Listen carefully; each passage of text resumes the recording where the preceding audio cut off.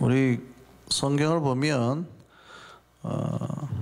구약과 신약에 공통적으로 흐르는 맥락이 있고 구약에서 신약으로 올수록 더 이렇게 강화되거나 더 변화하게 더 강조가 되는 그런 의미들도 있습니다.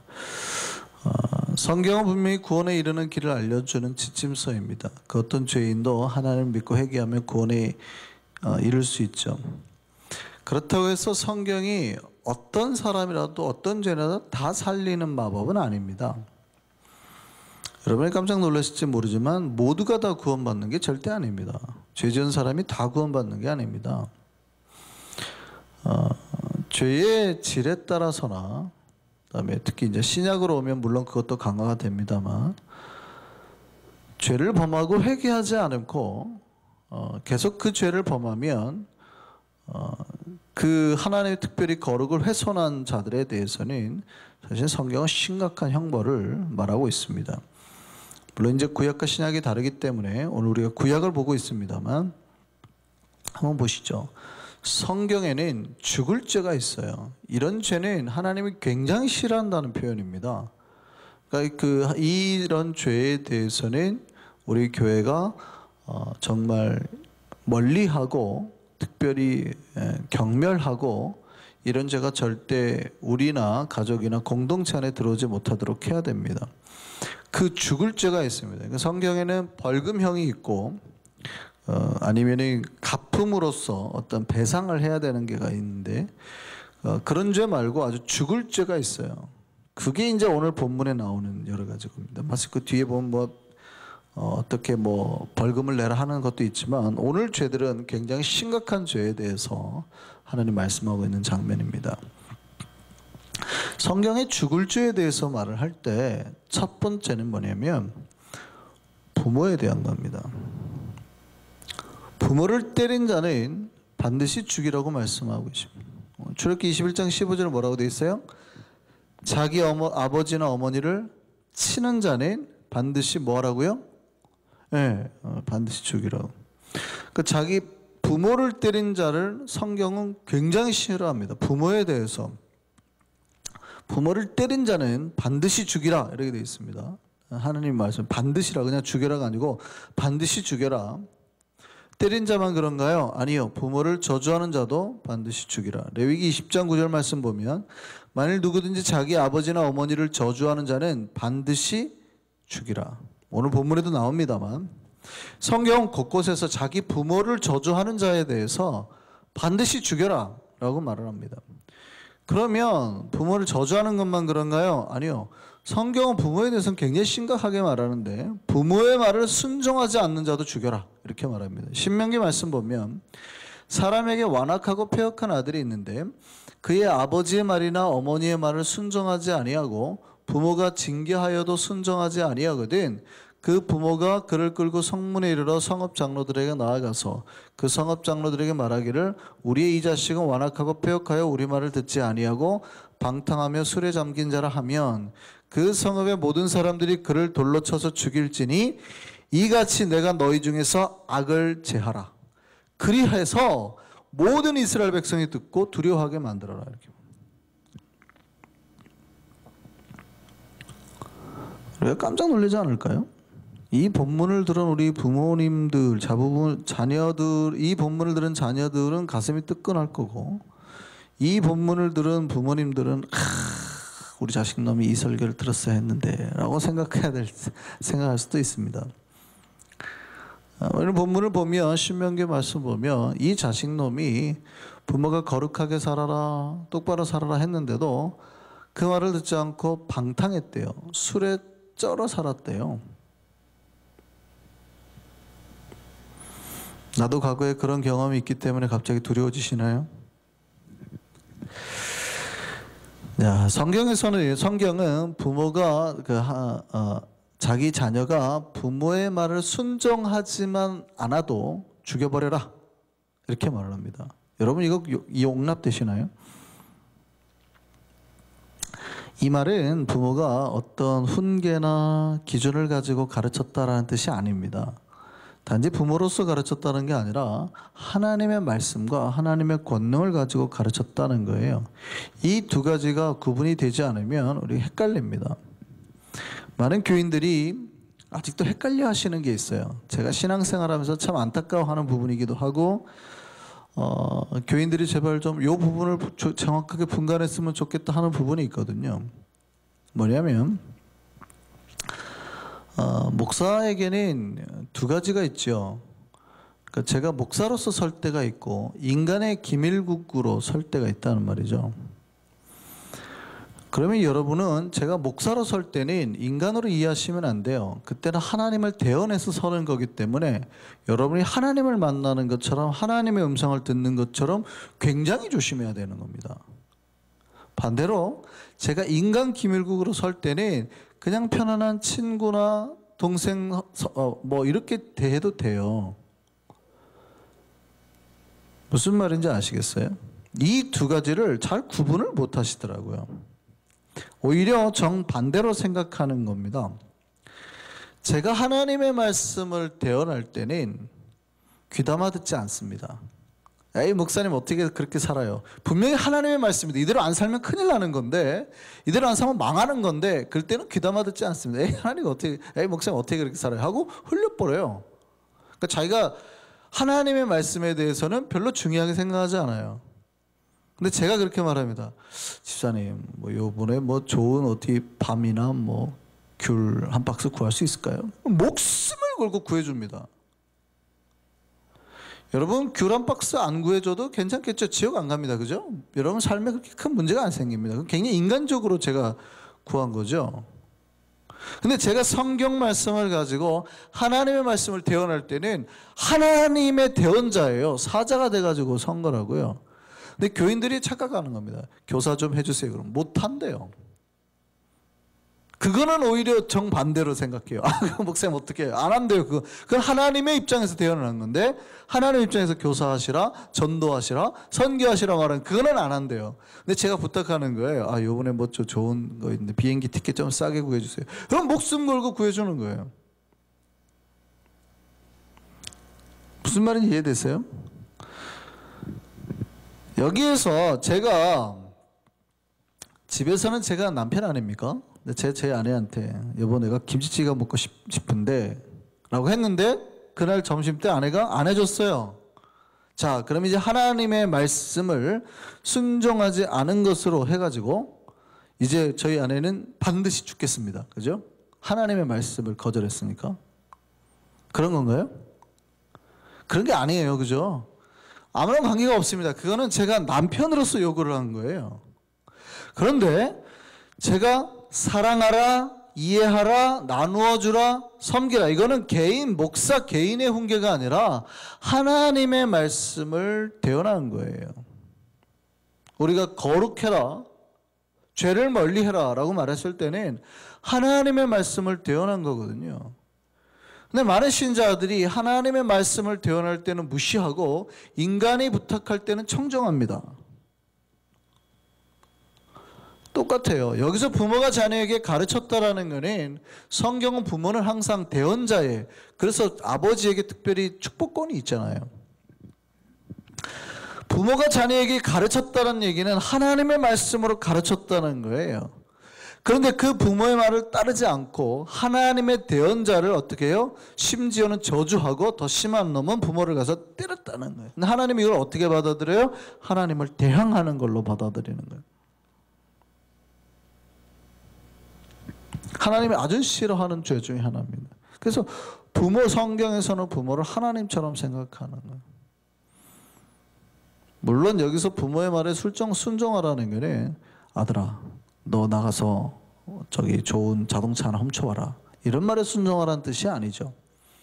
아들아 너 꼭 취직해야 되는데 내 아들은 취직 안 하고 공부를 하겠대요. 네가 부모 말을 순종 안 해? 성경을 안 들었어? 그런 말을 하라는 게 아니에요. 그죠? 그런 뜻이 아니라 하나님의 말씀과 기준을 가지고 그를 가르치는 거예요. 근데 말 안 듣고 방탕했대요. 말 안 듣고 술 취하고 있대요. 부모의 거룩하라는 말을 아버지의 하나님의 말을 대언하는 것을 안 듣는 거예요. 하나님이 그거를 아주 싫어하더라는 거예요. 두 번째 하나님이 싫어하는 죄 중에 하나 있습니다. 그게 뭐냐면 인신매매입니다. 사람의 몸을 사고 파는 행위.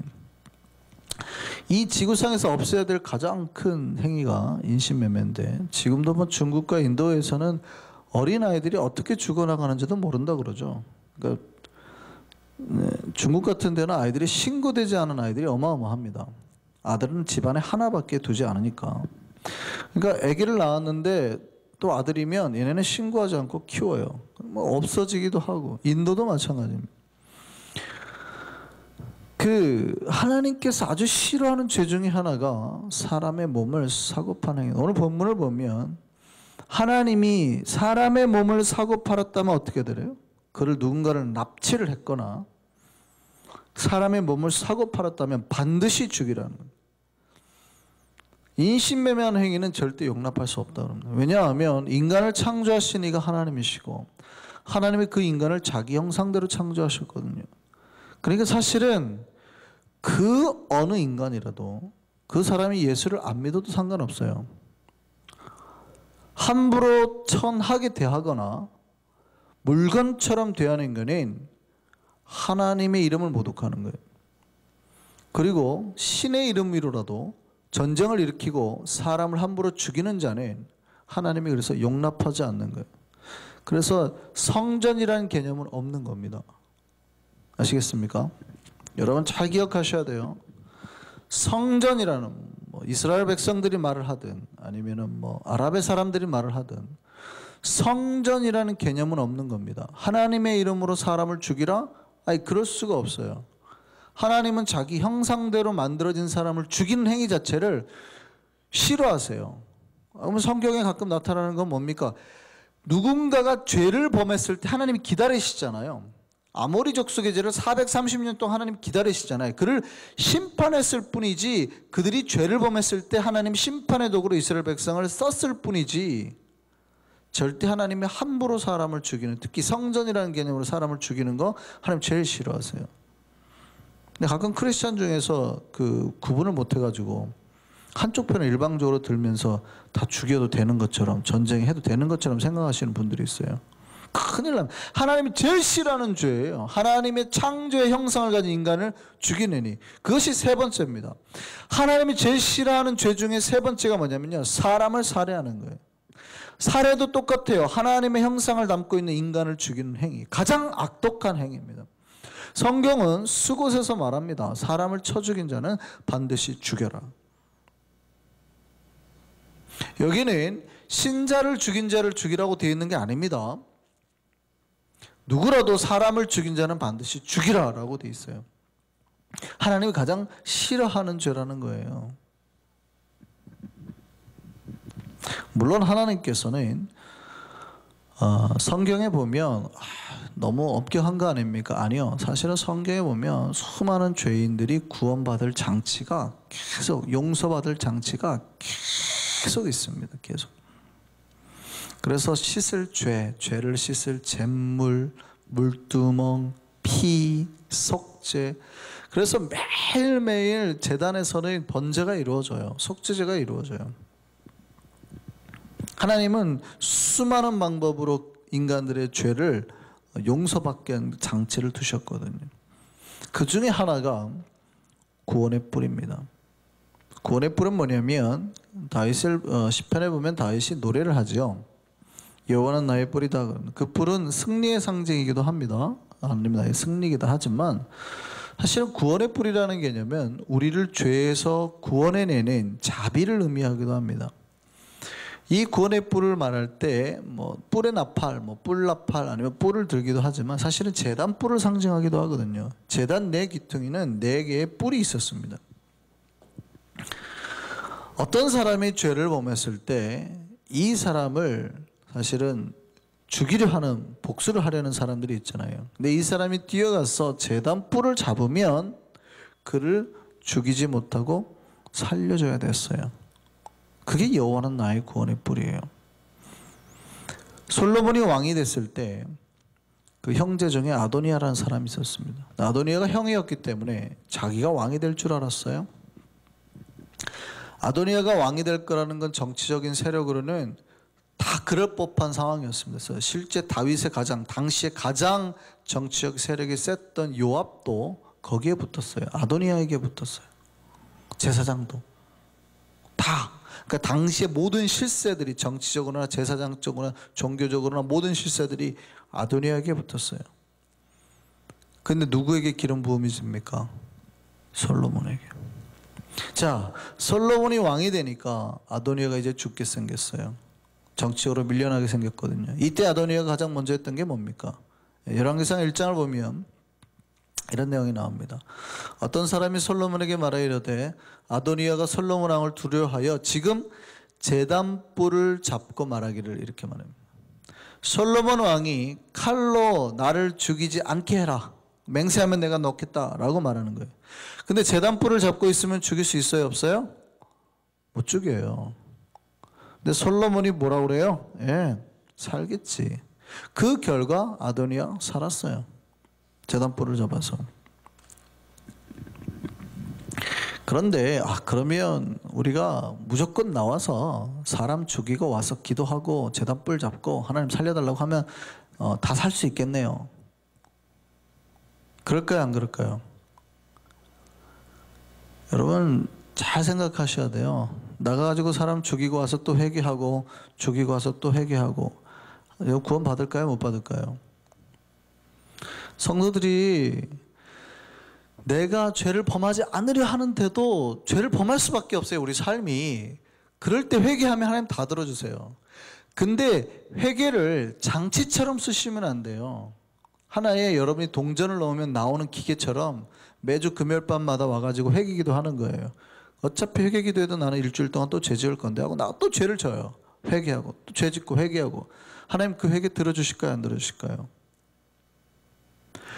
여러분이 나가서 일부러 죄를 범하고 죄를 안 지을 수도 있는데 고의로 범하고 하는 죄들에 대해서는 하나님이 심각하게 보시는 거예요. 제단뿔을 잡아도 구원을 못 받는 게 있어요. 솔로몬 왕이 솔로몬이 왕이 되었다는 소식을 요압 장군도 들었습니다. 아도니아가 가서 뿔 잡고 살아났잖아요. 요압도 어떻게 했을까요? 가장 먼저 뛰어가가지고 제단뿔을 잡았습니다.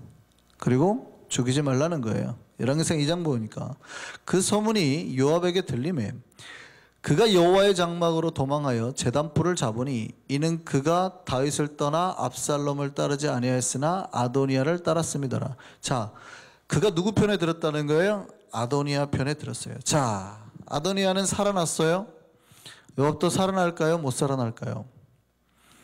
앞에서 우리가 살펴봤지만 솔로몬이 아도니아를 살려줄 때도 그가 죄가 있는지 없는지 살펴보고 죄가 없으면 살리라, 이상한 표현을 썼거든요. 그 당시 브나야가 이제 솔로몬이 왕이 되고 장군이 브나야가 됐는데 나오라, 내려와라 그랬더니 요압이 뭐라 그래요? 내가 여기서 죽겠노라. 나를 살려주지 않으면 난 여기서 죽겠노라, 그런 표현이거든요. 그랬더니 브나야가 솔로몬에 가서 얘기를 합니다. 근데 솔로몬이 뭐라 그래요? 그래? 그 말처럼 그럼 그를 죽여. 자, 제단뿔을 잡았는데 죽일 수 있을까요, 없을까요? 제단뿔을 잡으면 죽일 수 없잖아요. 살려줘야 되잖아요. 근데 요압이 똑같이 제단뿔을 잡았어요. 죽여야 돼요, 살려야 돼요. 솔로몬이 그를 잡아 죽이라 그럽니다. 그 이유가 뭐예요? 요압이 까닭 없이 흘린 피를 나와 내 아버지의 집에서 제하리라. 그 이유가 뭐냐면 이스라엘 군대 장관 넬의 아들 아브넬과 유다 군사령관 예델의 아들 아마사를 칼로 죽였습니다. 이유가 이거래요. 요압이 비록 제단뿔을 잡았지만 살지 못한 이유가 뭡니까? 고의로 여러 명을 죽였기 때문에. 이게 오늘 본문 14절이에요. 출애굽기 21장 14절 볼까요? 사람이 그의 이웃을 고의로 죽였으면 너는 그를 내 제단에서라도 잡아내려 죽일지니라. 이게 오늘 본문이에요. 무슨 말인지 아시겠어요? 그가 제단뿔을 잡았더라도 그가 고의로 살인했다면 잡아내 죽이라는 거예요. 많은 신자들이 착각하는 경우가 있습니다. 회개 기도를 하나의 무슨 만능 장치처럼 생각하고 내가 나가서 일주일 동안 죄 짓고, 그러니까 내가 의도치 않게 짓는 죄를 말하는 건 아닙니다. 우리는 어쩔 수 없이 죄를 범할 수밖에 없어요. 그건 저도 너무 잘 알아요. 그런데 내가 아무리 죄를 짓고 도둑질을 해도 뭐 회개기도만 하면 다 용서가 되는데 뭐. 금요일 날 와서 1시간 동안 울면서 기도하고 그것이 모든 나의 죄를 없애니까 일주일 동안 내가 또 죄 지어도 된다라고 생각하는 사람에게 하나님 뭐라고 그래요? 그가 고의로 죄를 범했으면 그를 내 재단에서라도 잡아내어 형벌을 당하게 해라는 거예요.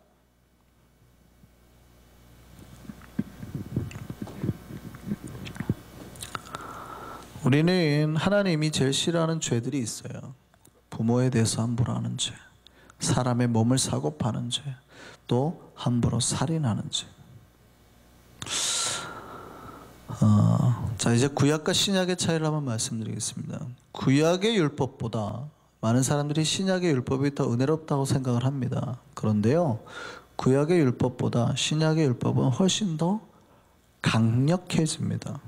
구약은 율법의 종교요, 신약은 은혜의 종교요. 천만입니다. 구약의 율법이 신약으로 돌아오면 훨씬 더 강력해집니다. 구약은 진짜로 사람을 살인하는 자를 살인이라고 그랬거든요. 근데 예수님은 이 살인의 그 범위를 확대하셔 버렸습니다. 그러니까 실제 우리가 손에 피를 안 묻혔는데도 하나님 뭐라고 그래요? 예수님 뭐라고 그래요? 너희 마음으로 칼을 들었으면 이미 살인한 거다. 너희 마음도 지켜라 이거죠. 마태복음 5장 말씀 보겠습니다. 옛사람에게 말한 바 살인하지 말라. 이거는 출애굽기 20장에 나오는 20장 13절에 나오는 살인하지 말라는 말씀이기도 하고 오늘 본문에 나오는 살인하지 말라는 말씀이기도 합니다. 옛사람에게 말한 바 살인하지 말라. 누구든지 살인하면 심판을 받게 되리라 하였다는 걸 너희가 들었으나, 구약에서 그렇게 배웠다는 거예요. 근데 예수님 뭐라고 그래요? 나는 너희에게 이르니 형제에게 노하는 자마다 심판을 받게 되며, 형제에 대해서 라가라 하는 자, 라가라는 거는 바보란 뜻이에요. 그리고 공회에 잡혀가게 되고 이 미련한 놈이라 하는 자는 지옥불에 들어가게 되리라. 형제에 대해서 미워하거나 욕하거나 함부로 대하는 어떠한 태도나 마음만 가지고도 이미 우리는 그를 살인했다는 걸로 보여요. 그래서 하나님 앞에 예물을 드리려 제단에 나왔다가, 이 제단에서는 구원과 자비가 일어나는 데 아닙니까? 구원의 뿔을 잡을 수 있는 장소예요. 우리는 구원의 뿔만 잡으면 다 해결된다고 생각하는 것 같아요. 그게 아니죠. 근데 드리러 왔다가 혹시 형제에게 죄짓거나 잘못한 일이 있으면 그걸 두고 가서 먼저 화해하라는 거예요. 그의 마음의 여러 가지 문제부터 해결하라는 거예요. 예수님은 형제를 미워하고 욕하고 원망하고 불화하는 것에 대해서도 경고를 하고 계신다는 거예요. 항상 예수님 잘 믿는 사람이 손해보는 겁니다. 이렇게만 보면 성경의 법들은 우리를 되게 힘들게 합니다. 무섭게 합니다. 경범죄라는 게 없어 보이죠? 야, 뭐 다 죽자는 얘기네. 그러면 살인해도 죽는데 뭐 이제는 마음속으로 묘해도 다 죽겠네. 뭐 이렇게 말합니다. 생각할 수 있습니다. 그런데 사실 앞에서 설명한 것들은 하나님이 아주 싫어하는 법이고요. 하나님은 제가 앞에서 말씀드렸듯이 수많은 사람들이 죄를 범했을 때 살 길을 이미 장치들을 마련해 주셨어요. 살인한 사람을 다 죽이라는 게 아니고, 오늘 본문 13절을 보면 만약에 그러면은 고의로 살인하지 않은 사람은 어떻게 해야 될까요? 구약에서는 누군가가 나를 잘못했으면 복수하는 보복행위가 굉장히 당연한 거였습니다. 그런데 13절을 보면 고의로 살인한 자가 아니면 고대 사이에 이 복수의 정의도 통하지 못하게 하셨어요. 하나님이 한 곳을 지정해 놓고 도망가게 하셨습니다. 그러면 그곳에서 비록 그가 사람을 죽였더라도 평생 그냥 살게 하셨어요. 거기가 뭡니까? 도피성입니다. 그 도피성 안에 들어가면 살인자라 하더라도 그는 죽임을 면할 수 있었어요. 그리고 그 도피성에서 나오는 길도 마련하셨는데 바로 대제사장이 죽을 때입니다. 여호수아 20장 말씀 볼까요? 이스라엘 자손에게 말하여 이르기를 내가 모세를 통하여 너에게 말한 도피성들을 너희를 위해 정하여 부지 중에 실수로 사람을 죽인 자를 그리로 도망하게 하라. 이는 너희를 위해 피해 보복자를 피할 것이니라. 하나님은 고의가 아니라 실수로 사람을 죽였거나, 그러니까 사람을 죽인 행위가 얼마나 심각해요.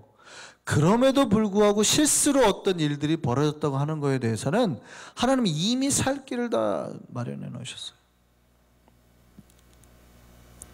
무슨 말인지 아시겠어요? 예, 실수로 우리가 행한 어떤 죄는, 특별히 그것이 사람을 죽인 죄라 하더라도 하나님은 그를 위해서 살 길을 마련해 놓으셨다고. 그게 언제예요? 이 사람은 도피성에서 평생 살아야 됩니다. 나오면 죽일 수 있어요. 복수하려고 준비됐던 자가. 언제까지 거기 살아야 돼요? 이 사람이 나올 수 있는 법적인 그 장치는 뭐예요? 해방의 장치. 그게 마지막이에요. 같이 말해볼까요? 그 살인자는 회중 앞에 서서 재판을 받기까지, 또는 그 당시 대제사장이 죽기까지 그 성읍에 거주하다가 그 후에 그 살인자는 그 성읍, 곧 자기가 도망하여 나온 그 성을 자기 집으로 돌아갈지니라. 이 사람이 나올 수 있는 데가 언제예요? 재판을 받아가지고 아 이거는 문제가 없다라고 하면 돌아가든지, 아니면 죄가 있다 하더라도요. 언제요? 그 자기가 살던 때 대제사장이 죽으면. 자, 신약은 율법이 강화되기도 하지만 은혜도 커집니다. 죽을 자가 살아나고 죽을 죄를 지었어도 구원받게 되는 역사가 일어납니다. 구약에서는 살인한 자를 죽이라고 했지만요, 신약에서는 살인한 자라도 살아납니다. 그 특징이 이제 예수님 옆에 있던 강도예요. 예수님 옆에 있던 강도가 비록 그가 강도짓을 하고 어떠한 선한 행위를 하지도 않았지만 예수를 믿고 회개했더니 구원받게 돼요. 그런데 다 구원받냐? 아니에요. 강도가 둘이 있었단 말이죠. 한 강도는 회개했습니까? 안 했습니까? 안 했어요. 이겁니다. 어떤 죄라도 다 구원받는 게 아니라, 죄가 중요한 게 아니라 그가 마음속으로 진실로 하나님을 만나고 회개를 하느냐, 진실로 마음을 돌이키느냐, 진실로 하나님의 백성이 되려고 하느냐, 이 차이죠. 누구를 만나뇨? 예수를 만난 사람이. 도피성도 마찬가지입니다. 사실 이 사람을 죽인 이 사람이 대사장을, 당시에 자기가 살던 때 대제사장을 못 봤을 확률이 대단히 높습니다. 그렇겠죠. 이 사람은 대제사장을 만난 적도 없어요. 그런데 하나님의 저 약속을 믿는 겁니다. 대제사장아 빨리 죽어라. 그리고 대제사장이 죽기만 하면 구원받는 거죠. 여러분, 예수님 만난 적 있습니까? 성경은 예수가 우리의 대제사장이라고 합니다. 여러분, 대제사장 만난 적 있습니까? 없죠. 여러분, 예수를 만난 적 아무도, 여기 사람 사는 사람 아무도 없죠. 그러나 예수가 날 위해 죽었다는 사실 믿기만 하면 하나님이 이제 죄에서 자유하게 하시는, 이게 신약에 가지는 예수가 이 땅에 오셔서 이루시는 놀라운 역사예요. 중요한 건 여러분이 그 마음속에 예수가 있느냐는 거죠. 여러분, 예수를 진짜로 만났냐는 거죠. 예수를 만난 두 강도가 있었지만, 한 사람은 마음속 깊이 만났고 한 사람은 비록 몸은 만났지만 마음으로 만나지 못했어요. 여러분, 이 자리에 나와서 진짜로 예수를 만나고 예수가 나를 구원하신 구원자고 나를 위해서 죽었다는 사실을 믿어요? 그럼 여러분이 지은 어떤 죄라도 구원받을 겁니다. 용서받을 겁니다. 근데 여러분, 이 자리에 나와 있는데 그냥 예수 옆에 서 있는 자라면 구원 못 받습니다.